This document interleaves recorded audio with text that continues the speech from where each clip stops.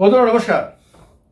Supreme কোর্টের একটা রায় পৃথিবীর সবচেয়ে শক্তিশালী এবং সবচেয়ে বড় রাজনৈতিক দলটাকে কত বড় সংকটে, সমস্যা এবং টেনশনে ফেলে দিয়েছে, এই ভিডিওটা যদি সবটা ভালো করে না টেনে না শোনেন তাহলে বুঝতে পারবেন না। কত বড় ঘটনা ভারতের রাজনীতিতে ঘটে গেছে সম্প্রতি, সেটা হয়তো আপনারা অনুমান পর্যন্ত করতে পারছেন না। তার কারণে ভিডিওটা শুনতে হবে, খুব ভালো করে মন দিয়ে শুনতে হবে। দেশের উপরাষ্ট্রপতি, মানে উপরাষ্ট্রপতি হওয়ার আগে যিনি বিজেপি নেতা ছিলেন, সেই বিজেপি নেতা এখন উপরাষ্ট্রপতি জগদীপ ধনকর এমন কিছু কথা বলেছেন যে কথাতে বোঝা যাচ্ছে কেন্দ্রের শাসক জোট ভীষণ রকম দুশ্চিন্তায় পড়ে গেছে। কেন্দ্রের সরকারে থাকা কর্তাবাবুরা বড় ধরনের সংকটের মধ্যে, রাজনৈতিক সংকটের মধ্যে আছেন, যা তার কথাবার্তাতে প্রতিফলিত হয়েছে বলে মনে করা হচ্ছে। কি বলেছেন তিনি এবং কিসের পরিপ্রেক্ষিতে তিনি বলেছেন কথাগুলো, ভেরি ইন্টারেস্টিং। রাজনীতি সম্বন্ধে যারা খবরাখবর রাখেন, রাজনীতি যারা বোঝার চেষ্টা করেন, তাদের জন্য তো দারুণ একটা বিষয়। তার কারণে বলবো যে ভিডিওটা না টেনে সবটা শুনবেন। জগদীপ ধনকর দেশের উপরাষ্ট্রপতি, খেয়াল রাখতে হবে, তিনি প্রমোশন পেলে এরপর রাষ্ট্রপতি হতে পারেন। তো তিনি বলেছেন যে আমাদের দেশের সুপ্রিম কোর্টকে উদ্দেশ্য করে বলেছেন তিনি যে সুপ্রিম কোর্ট 142 নম্বর ধারাটাকে পারমাণবিক ক্ষেপণাস্ত্রের মতন ব্যবহার করছে।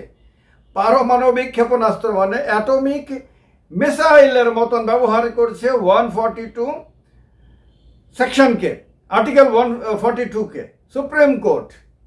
কি ভয়ঙ্কর কথা, কি সাংঘাতিক কথা। কেন বলেছেন বলবো এটা।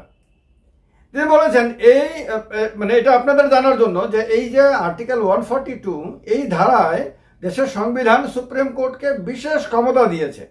এবারে কিসের পরিপ্রেক্ষিতে তিনি বলেছেন আপনাদের মনে আছে, দুদিন আগে আমি একটা ভিডিওতে বলেছিলাম, 2-3 দিন আগে, যে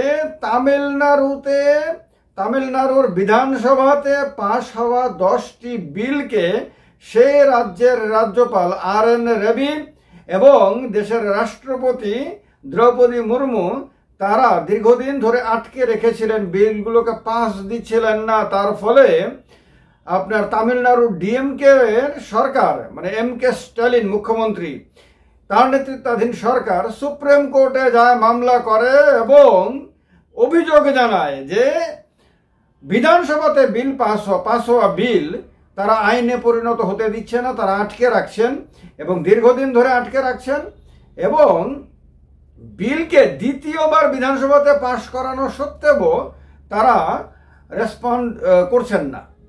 সুপ্রিম কোর্ট সমস্ত কিছু বিচার বিশ্লেষণ করে কি করেছেন মনে আছে, সেই ভিডিওটাতে বলেছিলাম, 10টা আইনকেই রাজ্যপালের সই ছাড়া, রাষ্ট্রপতির সই ছাড়াই আইনে পরিণত হয়ে গেছে বলে নির্দেশ দিয়ে দিয়েছে। দেশের ইতিহাসে 1947 এর পরে আজকে পর্যন্ত এরকম ঘটনা আর ঘটেনি। এই ঘটনা ঘটার পরে সঙ্গে সঙ্গে সুপ্রিম কোর্ট 3 মাসের মধ্যে তাদের এই বিধানসভাতে পাশ হওয়া কোনো বিলের ওপরে রায় দেওয়ার জন্য 3 মাস সময় বেঁধে দিয়েছে। এটা রাজ্যপালদের জন্য এবং রাষ্ট্রপতির জন্য। এবং এটাও উল্লেখ করা দরকার যে এটা কিন্তু সব রাজ্যের রাজ্যপালদের ক্ষেত্রে প্রযোজ্য। এইখানেই আর্টিকেল 142-র এখানেই গুরুত্ব। এই আর্টিকেল 142-তে যখন সুপ্রিম কোর্ট কোনো রায় দেয় সেটা সারা দেশের ক্ষেত্রে অ্যাপ্লিকেবল হয়। সেটা ওই পার্টিকুলার মানে অভিযোগকারী বা সেই পার্টিকুলার ক্ষেত্রটাতেই না। যেমন এটা তামিলনাড়ুর ঘটনা, তামিলনাড়ু সংক্রান্ত মামলা হয়েছে, কিন্তু যখন রায় দিয়েছে তখন এটা কিন্তু সব রাজ্যপালের ক্ষেত্রে কিন্তু প্রযোজ্য হয়ে গেছে। এইখানেই মহাসংকটে পড়েছে বিজেপি। এক সময়ে যারা ভীষণ শক্তিশালী ছিল এবং শক্তির অহংকার যাদের মাথার মধ্যে চেপে বসেছিল, যারা ধরাকে সরাজ্ঞান করতে শুরু করেছিল, তারা এখন মহা টেনশনে পড়ে গেছে যে এখন থেকে অন্য কোনো রাজ্যের বা কোনো রাজ্যের রাজ্যপালরাই আর বিধানসভায় পাশ হওয়া বিলকে অনির্দিষ্টকালের জন্য আটকে রাখতে পারবেন না। তাহলে রাজ্যপালদেরকে যে তারা পাঠান কোথাও মমতা বন্দ্যোপাধ্যায়কে ডিস্টার্ব করার জন্য, কোথাও MK স্ট্যালিনকে ডিস্টার্ব করার জন্য, কোথাও ভগবন্ত মানকে ডিস্টার্ব করার জন্য, কোথাও হেমন্ত সোরেনকে ডিস্টার্ব করার জন্য, কোথাও কংগ্রেসের মুখ্যমন্ত্রীদেরকে ডিস্টার্ব করার জন্য। মানে যেখানে যেখানে বিরোধী দল শাসিত রাজ্য সরকার রয়েছে সেখানে সেখানে রাজ্যপালদের দেখা যাচ্ছে অতি সক্রিয় হয়ে সেখানে রাজ্য সরকারগুলোকে ডিস্টার্ব করতে, বিড়ম্বনা ফেলতে। তো এটা এক্ষেত্রে তো সমস্যা হয়ে যাবে। পশ্চিমবঙ্গে এরকম বারবার অভিযোগ উঠেছে যে সেখানকার রাজ্যপাল কোঅপারেশন করেন না। তো এখন এই রায়ের ফলে রাজ্যপালরা তো অনির্দিষ্টকাল আর আটকে রাখতে পারবেন না বিধানসভা পাশ হওয়া বিল। রাষ্ট্রপতির কাছে পাঠালেও রাষ্ট্রপতিও নির্দিষ্ট সময়ের মধ্যে তারা রায় দিয়ে দিতে বাধ্য হবেন, মানে তিনি সিগনেচার করবেন। অন্যথায় সুপ্রিম কোর্ট এটা বলে দিয়েছে যে রাষ্ট্রপতির যদি মনে হয় যে কোনো বিল, সে বিলের সাংবিধানিক যে দিকগুলো রয়েছে এটা স্পষ্ট নয় বা সংবিধান অনুযায়ী হচ্ছে না, তাহলে রাষ্ট্রপতি সেই বিলটাকে নিজের কাছে অনির্দিষ্টকাল আটকে না রেখে সুপ্রিম কোর্টের কাছে পাঠিয়ে দেবে। কারণ কোনো বিল দেশের সংবিধান অনুযায়ী হচ্ছে কি হচ্ছে না সেটা বিচার করার অধিকারী একমাত্র সুপ্রিম কোর্ট। দেশের সরকারের এই অধিকার নেই। সরকার এটা ঠিক করতে পারবে না যে সবকিছু সংবিধান অনুযায়ী চলছে কিনা, সরকার নিজেই সংবিধান অনুযায়ী কাজ করছে কিনা সেটা বিচার করার দায়িত্ব দেশের সুপ্রিম কোর্টের, আদালতের। সুতরাং এখন রাষ্ট্রপতিকেও সময়সীমা বেঁধে দিয়েছেন। এই কারণে জগদীপ ধনকর একটা অনুষ্ঠানে বলেছেন, কি বলেছেন, ভেরি ইন্টারেস্টিং, যে তারা এখন কতটা অসহায় হয়ে গেছে। আর আপনাদের এটা বলে দিই, উপরাষ্ট্রপতি, রাষ্ট্রপতি, প্রধানমন্ত্রী এরা কিন্তু সবাই সরকারের অংশ। আপনাদের কারো কারো মনে হতে পারে যে উপরাষ্ট্রপতি তো নিরপেক্ষ, রাষ্ট্রপতি তো নিরপেক্ষ, প্রধানমন্ত্রী তো একটা দলের নেতা হন, সুতরাং তাদের তো আলাদা আলাদা না। যে সরকারের প্রধান হলেন প্রধানমন্ত্রী, সেই সরকারের সাংবিধানিক প্রধান হলেন দেশের রাষ্ট্রপতি। তো রাষ্ট্রপতির পরেই উপরাষ্ট্রপতি রয়েছেন, তাকে কাজ হিসেবে রাজ্যসভার চেয়ারপারসনের দায়িত্ব পালন করতে দেওয়া হয়। রাষ্ট্রপতি কোনো কারণে পদত্যাগ করলে বা তার যদি মৃত্যু হয় অসময়ে, তাহলে তার জায়গায় গিয়ে উপরাষ্ট্রপতি বসবেন। উপরাষ্ট্রপতির পরে হলেন প্রধানমন্ত্রী। তাহলে রাষ্ট্রপতি, উপরাষ্ট্রপতি, প্রধানমন্ত্রী তাদের তিনজনকে মিলিয়ে হয় সরকার। দেখবেন আপনারা সংবিধানে পরিষ্কারভাবে বলা হয়েছে রাষ্ট্রপতি কাজ করবেন কার পরামর্শে, প্রধানমন্ত্রীর নেতৃত্বাধীন ক্যাবিনেটের পরামর্শে কাজ করবেন। তো রাষ্ট্রপতি নিজে থেকে কিছু করেন না কিন্তু। তো এই কারণে আবার দেখবেন রাষ্ট্রপতির সই ছাড়া সরকার চলে না। তো এখন কথা হলো, এই যে উপরাষ্ট্রপতি যিনি সরকারের অংশ, তিনি বলেছেন যে আদালত রাষ্ট্রপতিকে আদেশ দিচ্ছে। মানে কি অবাক হয়ে গেছেন তিনি, আমরা কোন দিকে যাচ্ছি, দেশে এসব কি হচ্ছে। হ্যাঁ, আদালত এখন সুপার পার্লামেন্টে পরিণত হয়েছে তার মতে আর কি। তো তিনি আপনার আরো মজার মজার কথা বলেছেন। এই যে আদালত যে রাষ্ট্রপতিকে সময়সীমা বেঁধে দিয়েছে, এতে তিনি অবাক হয়ে গেছেন। তার মনে হয়েছে যে আপনার এই যে অ্যাটমিক মিসাইল বা পারমাণবিক ক্ষেপণাস্ত্রের মতন আর্টিকেল 142কে ব্যবহার করছে, তাতে গণতান্ত্রিক শক্তিগুলো ক্ষতিগ্রস্ত হচ্ছে।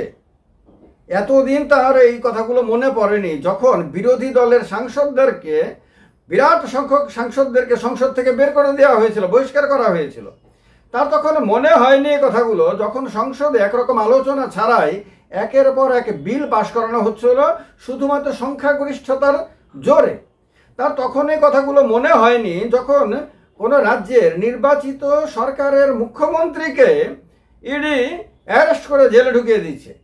তখন আরো এরকম নানান ধরনের, যখন কোনো কেউ বিরোধিতা করলেই, সরকারের বিরোধিতা বা শাসক দলের বিরোধিতা করলেই তাকে দেশদ্রোহী বলে দেওয়া হচ্ছে, তাকে আরো নানান ধরনের ভাষায় গালি দেওয়া হচ্ছে, নানানভাবে গণতান্ত্রিক মানুষের যে অধিকারটা, বাক স্বাধীনতা, সেটাকে দমন করার চেষ্টা হচ্ছে, তখন তার এই কথাগুলো কিন্তু মনে হয়নি। কিন্তু এখন যখন আদালতের নির্দেশে তার নিজের সরকার এখন সমস্যায় পড়েছে, এখন আর মনমানি করতে পারবে না, যা খুশি তা করতে পারবে না। ইচ্ছে হলো কোনো বিলকে আটকে রাখলাম, ডিএমকে সরকার হলে, তৃণমূল কংগ্রেসের সরকার হলে, কংগ্রেসের সরকার হলে, আম আদমি পার্টির সরকার হলে, কোথাও সিপিএম এর সরকার হলে, কোথাও অন্য কোনো বিরোধী দলের সরকার হলে, তাদের বিলগুলোকে আটকে দাও।